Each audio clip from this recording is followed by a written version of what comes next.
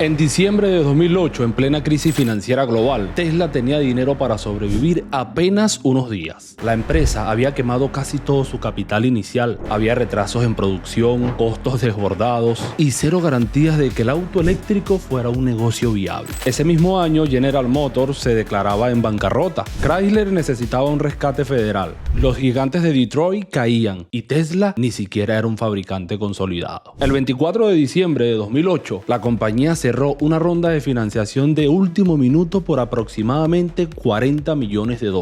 Sin ese dinero no llegaba a enero. Años después, Elon Musk diría que fue el momento más cercano a la quiebra. Hoy, Tesla vale cientos de miles de millones de dólares y forzó a toda la industria automotriz a acelerar la transición eléctrica. Pero en ese momento era una empresa al borde del colapso. ¿Por qué apostar todo a una tecnología cara, incierta y sin demanda masiva justo cuando el sistema financiero mundial estaba implosionando? Porque esa decisión no fue tecnológica, fue financiera, fue estratégica. En 2008, la industria automotriz global estaba dominada por gigantes con más de 80 años de historia. Toyota, Ford Motor Company, General Motors, Volkswagen, empresas con fábricas en varios continentes, cadenas de suministro consolidadas, redes de concesionarios globales, miles de proveedores integrados. Entrar en ese negocio no era algo difícil, era casi imposible. Fabricar autos es una de las industrias más intensivas en capital del mundo. Requiere miles de millones de inversión inicial, años de desarrollo, escala masiva para ser rentable. Y el vehículo eléctrico no era una novedad. En los años 90, General Motors lanzó el EV1, un auto eléctrico funcional tecnológicamente adelantado para su época, pero el proyecto fue cancelado. El mensaje del mercado fue claro: el eléctrico no era viable a gran escala. En 2008, las baterías eran costosas y el petróleo todavía dominaba el transporte global. Tesla no solo estaba compitiendo contra fabricantes, estaba compitiendo contra una estructura industrial completa, contra décadas de optimización del motor de combustión, contra economías de escala ya consolidadas. Tesla no tenía eso, no tenía fábricas propias consolidadas, tenía una idea y una industria que no veía urgente cambiar. Entonces la pregunta ya no era si Tesla podía crecer, la pregunta era otra: ¿cómo se entra en una industria cerrada cuando no tienes escala ni capital suficiente ni respaldo histórico? Porque la siguiente decisión no fue prudente, fue agresiva. En 2008 Tesla ya tenía un producto, el Roadster, un deportivo eléctrico basado en un chasis de Lotus caro, exclusivo, producción limitada. Era una prueba, demostraba que un vehículo eléctrico podía ser rápido, podía ser deseable, podía competir en rendimiento, pero no cambiaba la industria. Entonces vino la decisión. En plena crisis financiera, con la empresa al borde de quedarse sin efectivo, Tesla decidió desarrollar el modelo S, una berlina eléctrica premium diseñada desde cero, sin depender de plataformas externas. Eso implicaba algo enorme: construir capacidad industrial real y hacerlo quemando caja. Tesla no eligió consolidar el Roadster, no eligió reducir riesgo, eligió escalar. La apuesta era clara: si lograban producir un vehículo eléctrico superior en autonomía y tecnología, podrían posicionarse como líderes antes que los gigantes reaccionaran. Tesla comenzó a integrar verticalmente su operación. En una industria donde los fabricantes dependen de cientos de proveedores, Tesla quería controlar batería, software y arquitectura eléctrica. Eso aumentaba el control, pero también el riesgo financiero. Si fallaba el modelo S, no había plan B, era todo o nada. Y el mercado todavía no estaba convencido de que el auto eléctrico fuera el futuro. Entonces la pregunta dejó de ser tecnológica: ¿cómo sostener años de pérdidas mientras construyes algo que todavía no genera flujo positivo? Porque la respuesta a esa pregunta definiría el destino de Tesla. Entre 2008 y 2018, Tesla prácticamente no generó beneficios netos consistentes. Durante años reportó pérdidas y aún así siguió creciendo.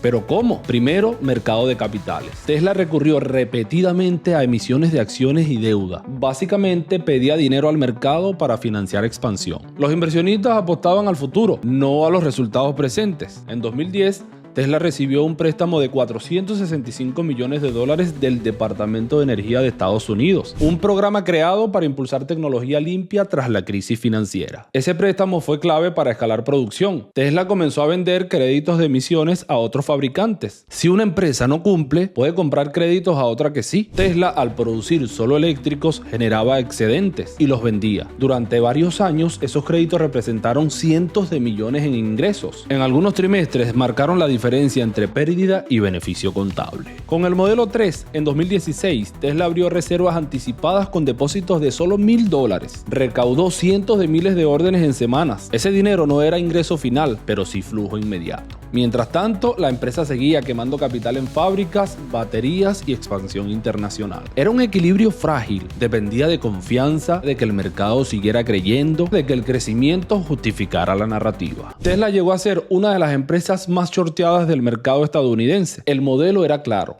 perder hoy, escalar rápido, dominar mañana. Pero ese modelo solo funciona si sobrevives el tiempo suficiente. Y en 2017 la presión alcanzó su punto máximo. En 2017 Tesla entró en lo que la propia empresa llamó Production Hell. El modelo 3 debía convertir a Tesla en fabricante masivo, pero la producción no cumplía metas. Los cuellos de botella eran constantes, los costos aumentaban, la presión era extrema. Sin embargo, algo empezó a cambiar. En 2019 Tesla logró sus primeros trimestres consecutivos con beneficios. En 2020, en plena pandemia, las acciones de Tesla se dispararon. Ese año la compañía fue incluida en el S&P 500, un índice que agrupa a las 500 empresas más grandes de Estados Unidos. La inclusión obligó a fondos indexados a comprar la acción. La capitalización bursátil, el valor total de la empresa en bolsa, superó los $600 mil millones en 2020. Luego superó el billón en 2021. En ese punto Tesla valía más que varios fabricantes tradicionales combinados. El mercado ya no estaba valorando a Tesla como una automotriz, la estaba valorando como una empresa tecnológica. Software propio, actualizaciones remotas, conducción asistida, energía y almacenamiento. Mientras tanto, fabricantes como Volkswagen y Ford Motor Company aceleraban sus planes eléctricos. La narrativa cambió claramente. Ya no era sobrevivir a Tesla, era ¿podrán las demás alcanzarla? Pero cuando una empresa sube tan rápido,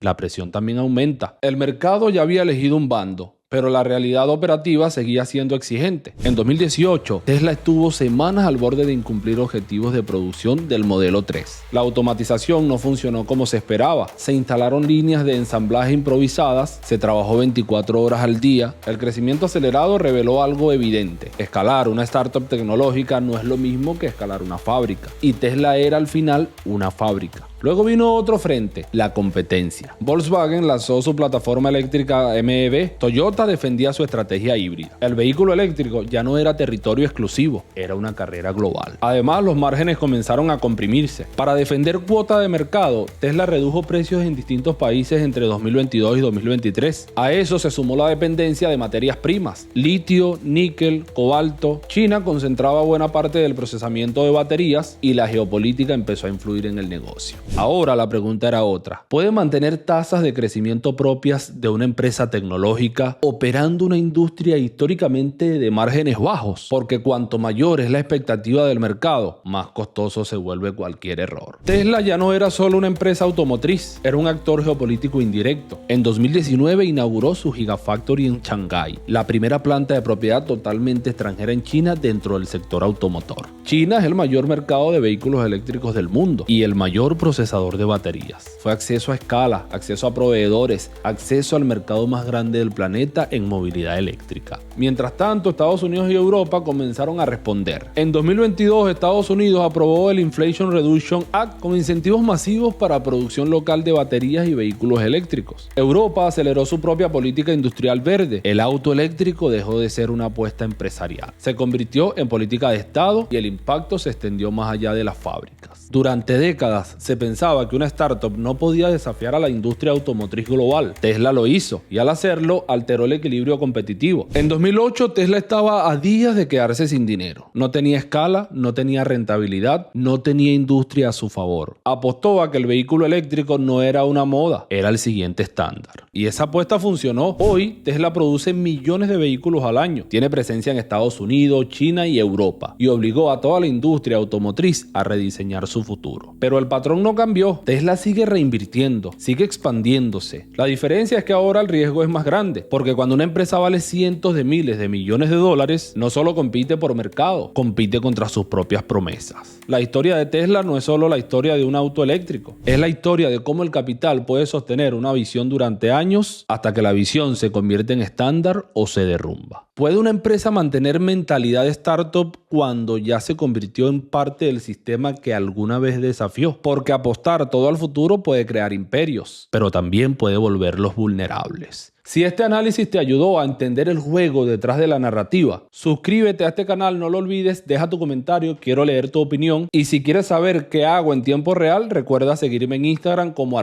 @FredInvierteOficial. Te dejo el enlace en la descripción de este video o en el comentario fijado. Y como siempre te digo, si este video te gustó, ya sabes lo que tienes que hacer. Así que nos vemos en el próximo.